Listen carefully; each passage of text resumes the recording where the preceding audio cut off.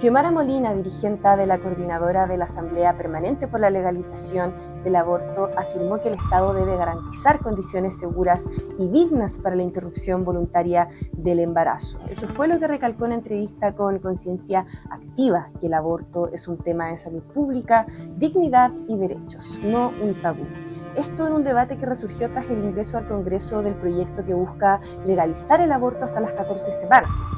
Aunque ya existe la ley de aborto en 3 causales en nuestro país, Molina señaló que sus restricciones, especialmente en los casos de violación, dejan fuera a muchas mujeres que no alcanzan a detectar el embarazo a tiempo. Por eso es que insistió en que el aborto siempre ha existido y seguirá existiendo, por lo que urge despenalizarlo y regularlo para reducir riesgos y garantizar el acceso a un derecho fundamental para las mujeres. Todo esto y más son las reflexiones que nos compartió Xiomara Molina en este capítulo de Conciencia Activa, como siempre, desde la disquería y librería popular de Recoleta, Recoletras, donde ya nos espera todo el equipo de Conciencia Activa. Así que vamos contigo, César Aguay.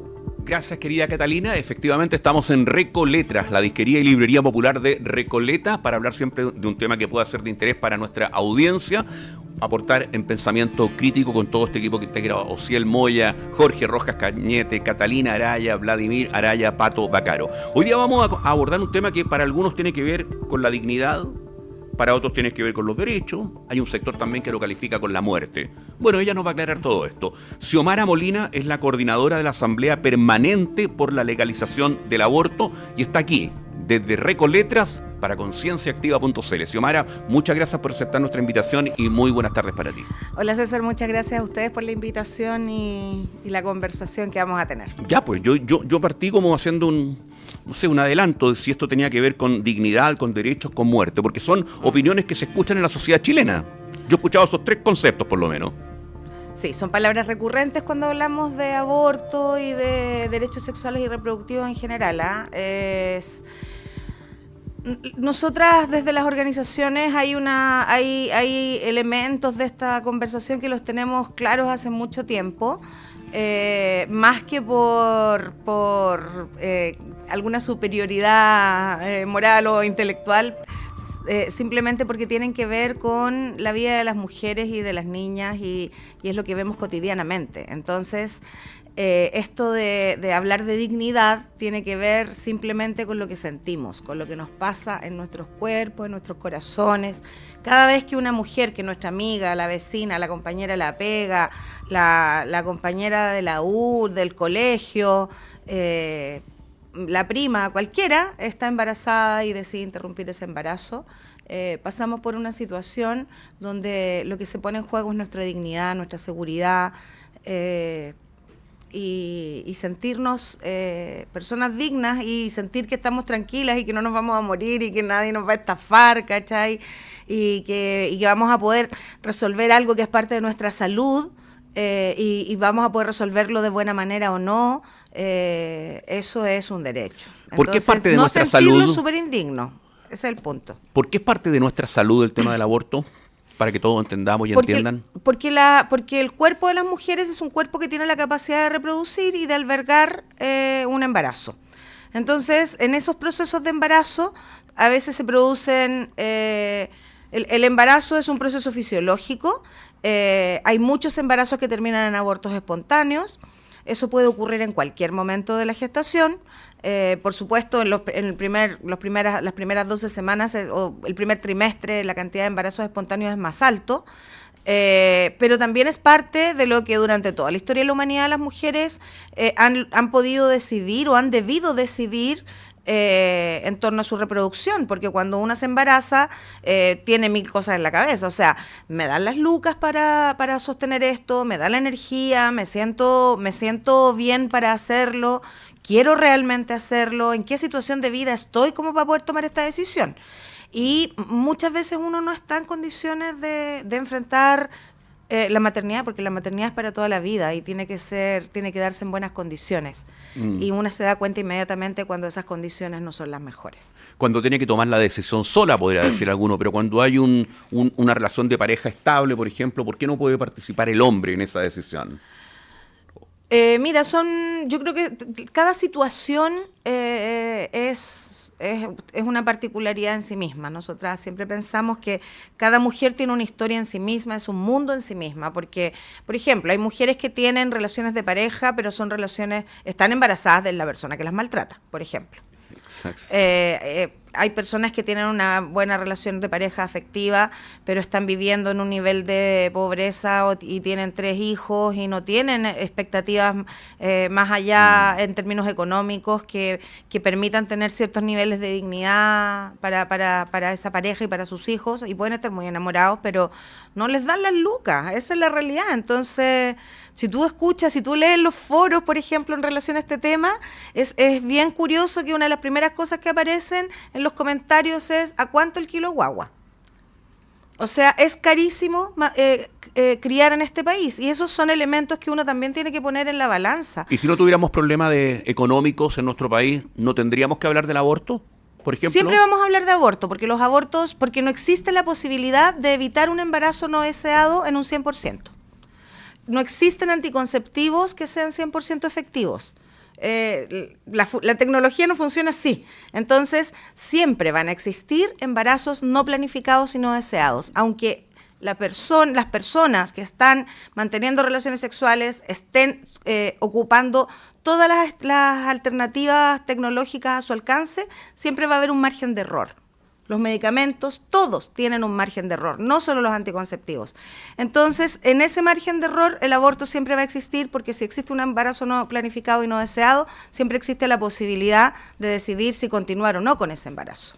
Hoy día, querida Xiomara Molina, está aquí en concienciaactiva.cl desde Recoletras. Ella es la coordinadora de la Asamblea Permanente por la Legalización del Aborto. Tenemos en Chile el aborto en 3 causales. No está de más recordar cuáles son esas 3 causales, que eso es lo que está permitido, lo que está, comillas, legalizado.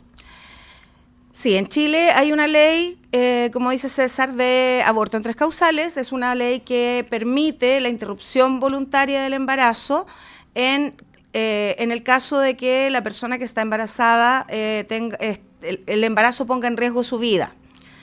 La segunda causal se implementa cuando hay inviabilidad fetal, es decir, cuando el feto no puede sobrevivir fuera del útero de la persona, de la mujer o de la persona que está gestando, no va a lograr sobrevivir, no va a tener manera de hacerlo, es inviable. Por lo tanto, esa es otra causal. Y la tercera causal es una causal de violación. Y ojo que aquí es bien interesante analizar qué es lo que pasa con estas 3 causales, porque nos dan un marco bien importante respecto a cómo está este país como sociedad en este debate.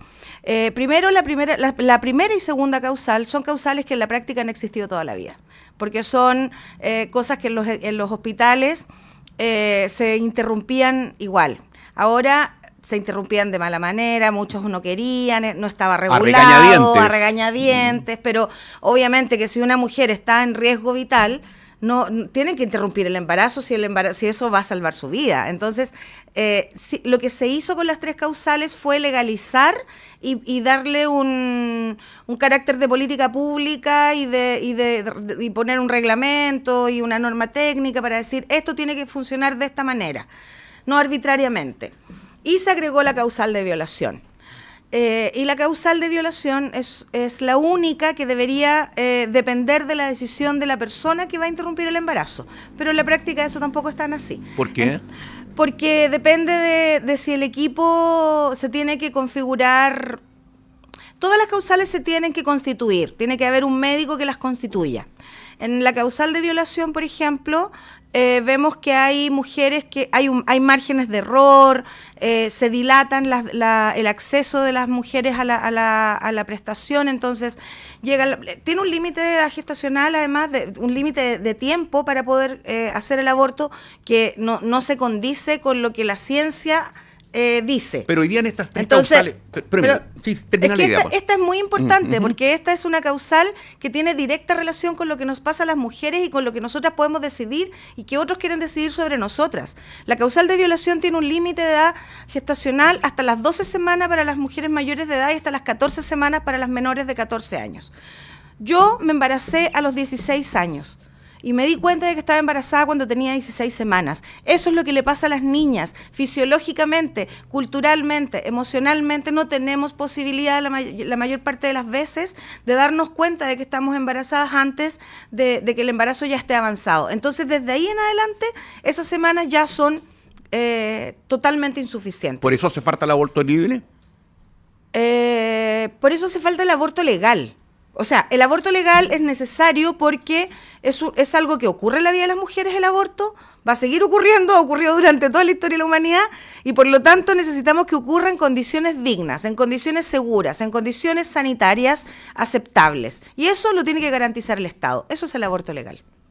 Qué fuerte. Hoy día, ¿qué herramientas tenemos a mano para que una niña, como te ocurrió a ti, Xiomara, que tiene 16, que tiene 15, que tiene 14, que tiene 17 años, pueda, digamos, estar más consciente de lo que le ocurre? ¿Qué elementos tenemos como sociedad para que no pase lo que ocurrió contigo, que te das cuenta que estás embarazada con 16 años y tienes 16 semanas de embarazo? Sí, mira, igual quisiera aclarar que en mi caso no se trató de una situación de violencia sexual, lo que hace que cuando le ocurre a una niña que está embarazada producto de violación sea más difícil aún.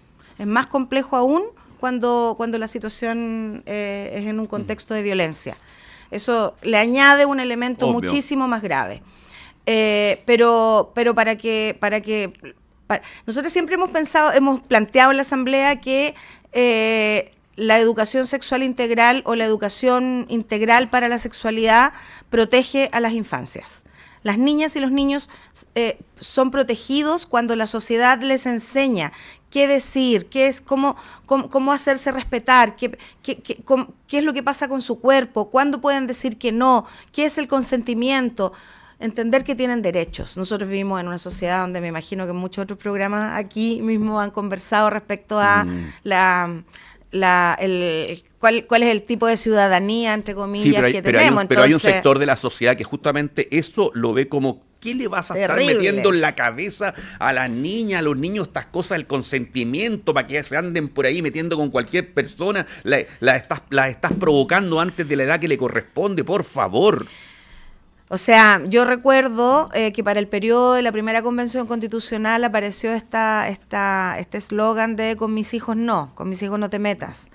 Y yo quisiera recordarle a quienes nos están escuchando y viendo que la mayor cantidad de abuso sexual infantil ocurre en el ámbito familiar, en el ámbito privado, íntimo de los niños y las niñas. Entonces, esa contradicción nos da cuenta de que la seguridad en la vida, en la sexualidad y en la vida y en la integridad de las infancias es un tema que le compete a la sociedad en su conjunto, no solo a los padres, a puertas cerradas en las casas. Eso quiere decir que aquí debemos ser educados todos, padres, madres, toda la comunidad educativa. La educación sexual debe estar dentro de los colegios, así como, porque es parte de los derechos humanos también. Como si hablamos de educación cívica, si hablamos de educación en derechos humanos, también los seres humanos necesitamos tener conocimientos sobre salud, conocimientos mínimos sobre lo sanitario, conocimientos mínimos no tan mínimos, sobre cómo educarnos para la sexualidad, cómo poder elegir, cómo poder decidir, cómo poder sentirnos mejor. Eso protege a las niñas y a los niños. Absolutamente de acuerdo contigo. Xiomara, querida, Xiomara Molina, de la coordinadora de la Asamblea Permanente por la Legalización del Aborto. Hoy día, ¿cómo operan las tres causales? Nadie se puede negar, una mujer que cumpla con alguna de estas tres causales, ¿dónde tiene que dirigirse para practicarse un aborto? Y alguien en la clínica, al hospital o donde sea puede decir, no, yo soy, soy objetor de conciencia, soy católico, soy no sé qué cosa, soy esto otro. No, conmigo no. Soy el único que está en este momento en turno, pero no voy a practicar esto. ¿Alguien puede hacer eso hoy día? Sí, no. Mira, estamos en un momento bien clave respecto a las tres causales porque se aprobó un nuevo reglamento de objeción de conciencia. La objeción de conciencia es una figura que es una excepción a la norma que permite que los médicos y los profesionales que intervienen en el aborto dentro del pabellón, solo dentro del pabellón, puedan declararse objetores. Es una figura que está asociada a la libertad de conciencia, pero no pueden hacerlo en un momento, en una situación de urgencia. Por ejemplo, si llega una mujer y todo tiene que ser muy rápido y hay una situación de riesgo vital, por ejemplo, no pueden en ese momento decir, no, es que yo no lo voy a hacer porque soy objetor. Lo que hay, el nuevo reglamento de objeción de conciencia ha establecido un mecanismo mucho más riguroso para que las personas que deseen acogerse a la objeción de conciencia puedan hacerlo, pero cumpliendo con protocolos y mecanismos que permitan que la objeción de conciencia no se transforme en un mecanismo de obstrucción. ¿Pero qué tipo de protocolo? Del acceso. ¿Qué tipo de protocolos, por Tienen ejemplo? que llenar unos documentos que tienen que ser entregados en la seremía en cada región, en cada servicio de salud. Los entregan en la Seremi, tienen que ser evaluados, van a entrar en un listado. No pueden antojadizamente, por ejemplo, ser objetores en el sistema público y hacer aborto y no ser objetores en el sistema privado. Van a tener que cumplir con todos estos requisitos y oportunamente, no en el momento previo a la intervención. Esto que uno habla, querida Xiomara, de 14 semanas, lo que te pasó a ti, 16 semanas, ¿tiene que ver con temas científicos? Porque aquí podríamos ponernos más filosóficos y decir, bueno, ¿cuándo comienza la vida? ¿Es un tema relativo? O sea, nosotras en general es algo que siempre discutimos porque obviamente cuando comienza la vida es un tema relevante en la conversación por el aborto. El punto es que los seres humanos tenemos distintas ideas, distintas creencias, distintas formas de mirar la realidad, de entender la vida y ninguna puede anteponerse a otra. Eso se llama totalitarismo. Y las políticas públicas debieran estar orientadas a lograr sostener a la sociedad en su conjunto. Entonces, una ley, una política pública no puede obligar, o sea, una ley, perdón, no puede obligar, pero sí te tiene que entregar las condiciones para que quienes, de acuerdo a sus formas de pensar y a sus creencias más profundas, tomen una determinada decisión, puedan ejecutarla de la manera más digna y segura posible. Pero hoy día en lo práctico, no sé si, ¿qué significa 14 semanas de embarazo y qué significa 16 semanas de embarazo? El proyecto de ley que hoy se está presentando... No, ¿qué pasa dentro de la persona? Adentro de tu guatita, por decirlo así. ¿A las 14 semanas o a las 16? Hay mayor crecimiento fetal, hay mayor desarrollo. No estamos en un periodo muy inicial del embarazo aún. No estamos en el primer trimestre, pero es un periodo en el que no hay posibilidad de sobrevida de ese producto del embarazo fuera del cuerpo de la mujer. Oye. Eso es imposible, no estamos ni siquiera en la mitad del embarazo. Ahora, el proyecto de ley que se está presentando en Chile es hasta las 14 semanas y que coincide completamente con todos los estándares internacionales y con todo lo que desde los organismos técnicos sanitarios se ha indicado a los estados en términos generales. Entonces, no está total y absolutamente dentro de los paradigmas aceptados. ¿Cómo está operando en Chile Xiomara Molina, coordinadora de la Asamblea Permanente por la Legalización del Aborto aquí en concienciaactiva.cl desde Recoletras, el tema del aborto? Hoy día, ¿cuáles son los números del aborto en Chile? Los números del aborto en Chile son desconocidos porque el aborto ocurre fuera de las 3 causales. Más allá de las 3 causales hay miles de abortos al año y como no existe legislación no tenemos cómo regularlos. No, pero no habrá alguna aquí, por acá. Mira, hay cifras que dicen que van desde los 40.000 a los 120.000, 160.000, no... ¿Y de qué edades estamos hablando? ¿De todas las edades? De todas las edades. Ese es otro elemento bien curioso, que hay como una caricatura que las que abortan son las jóvenes, las locas, las sueltas, las que están en el carrete, las que se curaron y no se cuidaron y quedaron embarazadas. Y la verdad es que abortan las mujeres, muchas de las mujeres que abortan son mujeres que ya tienen hijos y que saben lo que es maternar y que saben lo que es criar y que saben lo que significa la vida con pocos recursos y criando.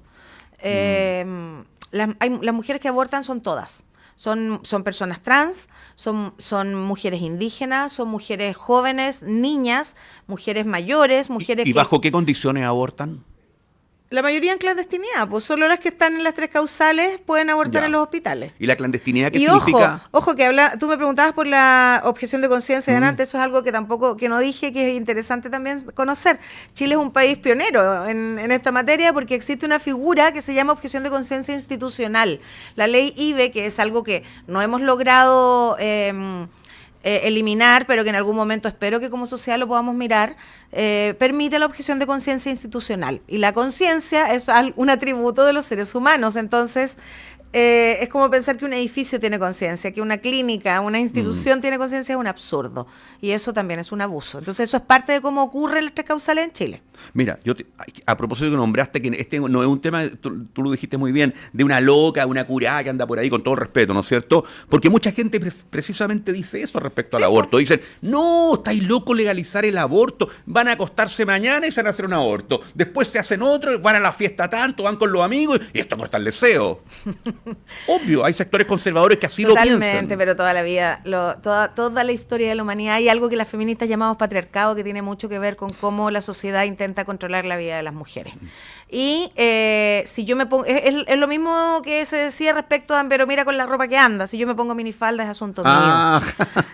Si yo quiero tener un escote más grande que se me va las pechugas, también es asunto mío. Eso no le da autorización a nadie a actuar sobre mi vida y sobre mi cuerpo. Y lo mismo ocurre con el aborto. Entonces, si yo me tomé un trago de más o no tiene nada que ver con esto.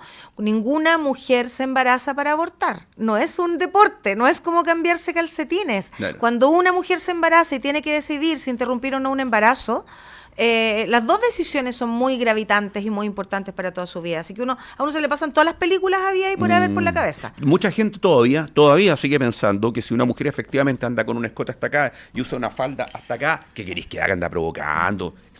¿Estáis locos? Que anda buscando, po.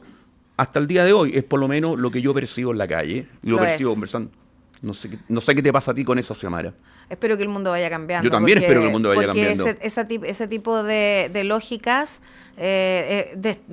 finalmente el patriarcado funciona en una superalianza con el capitalismo. Son dos cosas que son dos sistemas, dos modelos que se necesitan y que se acoplan muy bien. Y que permiten controlar a la sociedad y no solo a las mujeres, cuando el patriarcado también involucra que los hombres manejan pésimo sus emociones, no logran ser felices con la paternidad, se desligan y creen que eso es mejor, y al final tienen vidas bastante más pobres.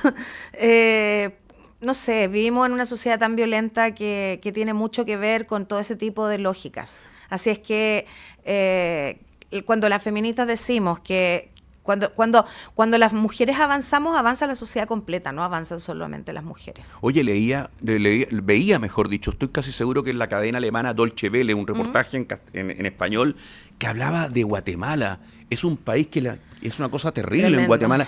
La cantidad de embarazos adolescentes y niñas embarazadas fundamentalmente por sus padres, y no está legalizado el aborto. O sea, ¿qué drama social estamos generando en sociedades como la...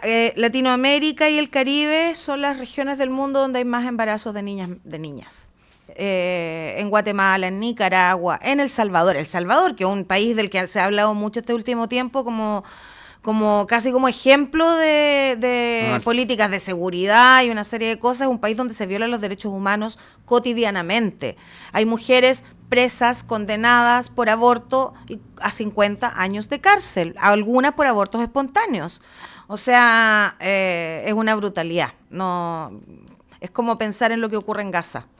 Es así de grave la situación. Nosotras estuvimos, las feministas, hace 1 año y medio atrás en El Salvador, en un encuentro latinoamericano y del Caribe que se realizó en El Salvador, y pudimos ver muy de cerca cuál es la realidad de lo que está instalando Bukele realmente, y es tremendo. O sea, es como pensar es un Milei más, es un Trump más, es una locura, una soberana locura realmente. Y esta situación del embarazo en niñas, en países así, tan totalitarios, es muchísimo más grave. El control de la vida de las mujeres es muchísimo mayor. Entonces ocurren situaciones como esta, mujeres condenadas a 50 años de cárcel. Pero en Chile tampoco o sea, en Latinoamérica en general, como te digo, están las cifras más altas. Y solo en Chile el año pasado hubo más de 100 niñas, 109, no recuerdo la cifra exacta, pero hubo más de 100 niñas que egresaron de los hospitales públicos chilenos con menos de 14 años y egresaron con un parto. Eso significa que fueron madres. Cuando, según la ley en Chile, cualquier menor de 14 años, la ley establece que no tiene posibilidad de consentimiento, por lo tanto se considera una violación.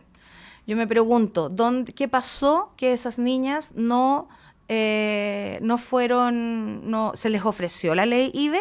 Pero nadie entrevista a esas niñas, nadie hace un seguimiento, porque cuando un hospital no tiene que entregar una lista y agrupaciones como la de ustedes, el gobierno, el Ministerio de la Mujer, qué sé yo, nadie va a seguir eso para... No, porque lo que la sociedad puede obtener son los datos globales, porque en salud también hay un tema que tiene que ver con la privacidad y la confidencialidad de la información de los pacientes. Eso también está legislado y no podemos tener los nombres de las personas, pero sí podemos tener los datos generales. Y los datos generales nos dicen que siguen habiendo niñas menores de 14 años que están egresando por parto de los hospitales. Mira, acá tengo, la ministra Orellana, tengo un dato acá. Estudios, señaló que hay estudios que entre 40.000 y 170.000 abortos clandestinos se realizan anualmente en Chile. Exacto. Imagínate. Bueno, pero el presidente en su última cuenta pública planteó que va a enviar este proyecto de ley de aborto libre. ¿Hay escenario para eso o no? ¿Crees tú? Mira, también es un tema, por supuesto que no. Porque obviamente no se va a ver en el gobierno del presidente Boric. Es la conversación de estos días, sin duda, en torno al aborto. ¿Está o no está el Congreso habilitado o en condiciones para esto? Yo francamente quisiera que el Congreso escuchara, leyera las encuestas. Nosotras, no solo las feministas, las encuestas en Chile, todas, las de derecha, las de izquierda, las de cualquier centro de pensamiento, vienen indicando sostenidamente desde hace más de 20 años que el apoyo al aborto en Chile va en aumento. Hoy incluso la UDP, mira, no recuerdo la cifra exacta, pero la UDP habló de un 40 y tantos %, o sea, el apoyo a las causales siempre es más del 50%, tenemos 20, 30, 40% apoyando, estoy hablando de las distintas encuestas, las más conservadoras y las más progresistas. Pero rondamos entre las causales y el aborto legal por lo menos en un 70%.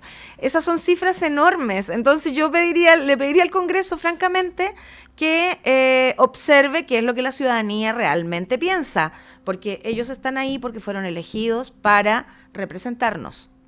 ¿Tú cómo sientes, querida Xiomara, que los medios cubren este tema? La mayoría de los medios, los tradicionales, como se conoce, la televisión abierta, algunos diarios por ahí. ¿Cómo? ¿Tú sientes que hay una variedad de opiniones para que la gente también pueda sacar sus puntos de vista? ¿O tiene mala publicidad hablar del aborto simplemente? Yo creo que tiene mala publicidad. O sea, de partida sabemos que hay un sector de la prensa en Chile que funciona detrás de intereses económicos. No estoy hablando de los periodistas, estoy hablando del control de los medios de comunicación. Sabemos que hay una hegemonía en aquello y eso significan líneas editoriales que no están, que no son proclives al paradigma de los derechos humanos en todos los ámbitos. Entonces, creo que ahí hay un problema. Los medios alternativos están ejerciendo un rol muy importante en aquello. Las organizaciones también estamos trabajando en cómo poner este tema. O sea, por ejemplo, lo de las encuestas. Generalmente, toda la forma en que los medios han presentado los resultados de las encuestas ha sido mostrar cifras que generan un impacto que es el impacto que les conviene a ellos, no un impacto que muestre que realmente la mayor cantidad de gente de este país está de acuerdo con el derecho a decidir de las mujeres. Entonces, muestran las cifras de un modo disgregado, mañoso, y esas cosas, bueno, estamos tratando de buscar los canales para informar de mejor manera. Pero... ¿Cuánta gente, perdón, Xiomara, muere, por lo menos lo que manejan ustedes en la Asamblea Permanente por la Legalización del Aborto? ¿Cuánta gente en Chile muere por practicarse un aborto en malas condiciones?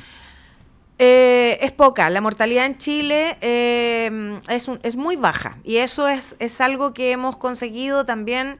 Bueno, se ha conseguido a través de políticas públicas, pero también las organizaciones que trabajan en la materia, porque Chile es un país que tiene mucha información respecto al uso correcto al uso de medicamentos.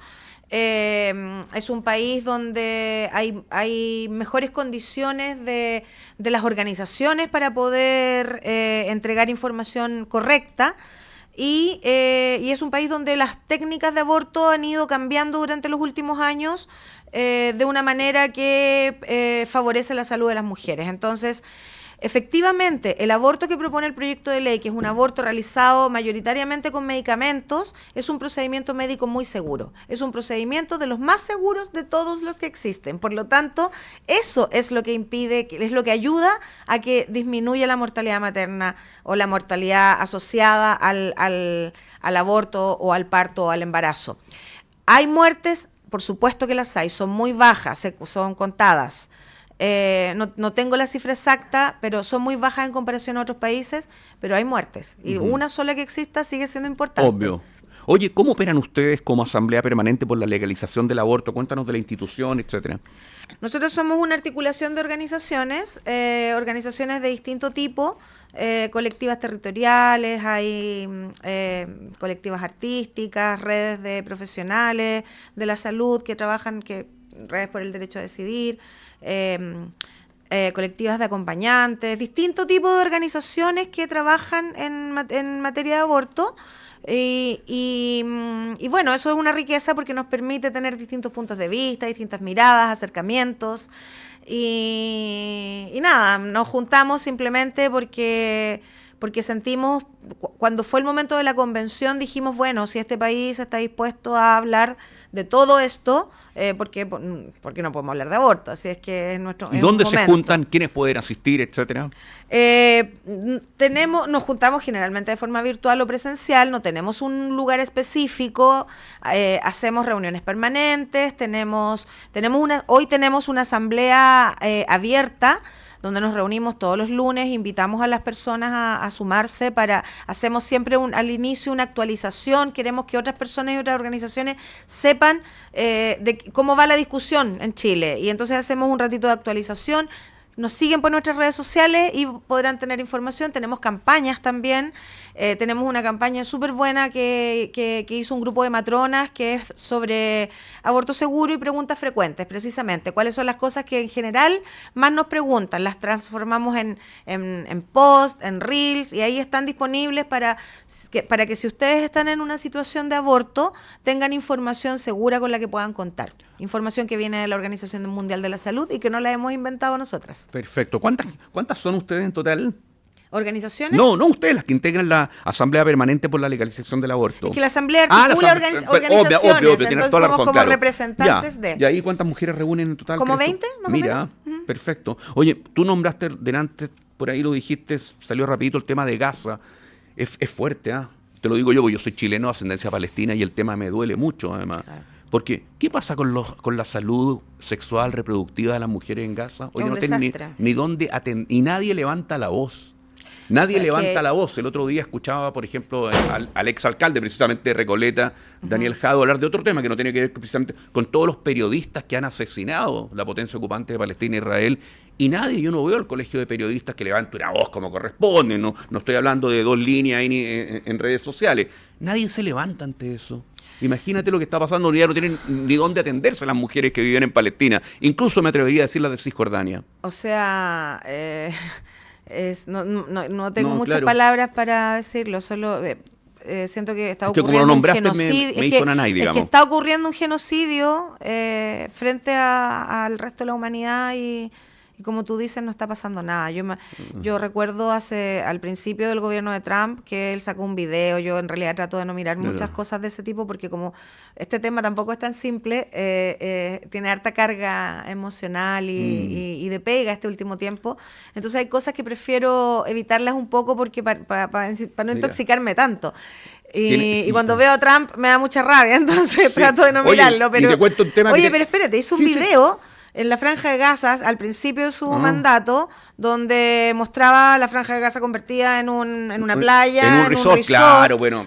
Y si ese es un hombre que no tiene empatía, es un hombre que no tiene empatía. O sea, claro, y si eso es lo que está circulando, tú dices, o sea, no, pero mira, es desesperante. Xiomara, lo que yo te quiero decir, los hombres de una edad para arriba, es muy frecuente que tengamos cáncer de próstata. Imagínate cuántos hombres, yo sé que me estoy apartando un poco del tema, cuántos hombres en Palestina, y sobre todo en la Franja de Gaza, no se han podido atender, porque también es un cáncer bastante recuperable si lo atiende a tiempo. Pero hace 2 años que las personas mayores de 50 años en Palestina No tienen no sé médico. dónde se habrán hecho. Bueno, esas son otras temáticas. Yo te quiero agradecer. Pero fíjate que Estados Unidos maneja el 80% del aporte de medicamentos a todo el planeta. Entonces, eso significa, cuando restringen el accionar de las ONG, lo que hicieron fue precisamente dejar sin medicamentos a lugares que los están necesitando, no solo Gaza, África y otros lugares. Bueno, criminales, Entonces, hay que decirlo a la Cámara. Criminales, exacto, así es que, exacto. por lo menos en este programa lo podemos decir, criminales, no tienen ningún respeto por la vida humana. Muchas gracias a Xiomara Molina, coordinadora de la Asamblea Permanente por la Legalización del Aborto, que estuvo aquí desde Recoleta, en la Disquería y Librería Popular de Recoleta, y siempre preguntamos lo mismo. ¿Conocías este lugar? Y si no lo conocías, ¿qué te pareció? Y si lo conocías, profundiza la idea. No lo conocía. Yo, la verdad, soy de Valdivia. Sí, uy, qué precioso. Estoy como un tiempo, voy y vengo. No lo conocía, no conozco tanto Santiago. Y me parece maravilloso. Siempre los lugares donde hay libros, creo que son un mundo. Además, lo que yo veo aquí, por lo menos, esta parte, son libros infantiles. Creo que hace mucha falta que hayan espacios donde me cae muy bien la los niños alcaldesa, puedan ir a leer. Atman, creo que apellido la alcaldesa de Carla Valdivia. Atman. Me cae muy bien, mándale saludos. Ya, que esté muy bien. Muchas gracias. Hicimos desde Recoleta, concienciaactiva.cl. Chao, gracias.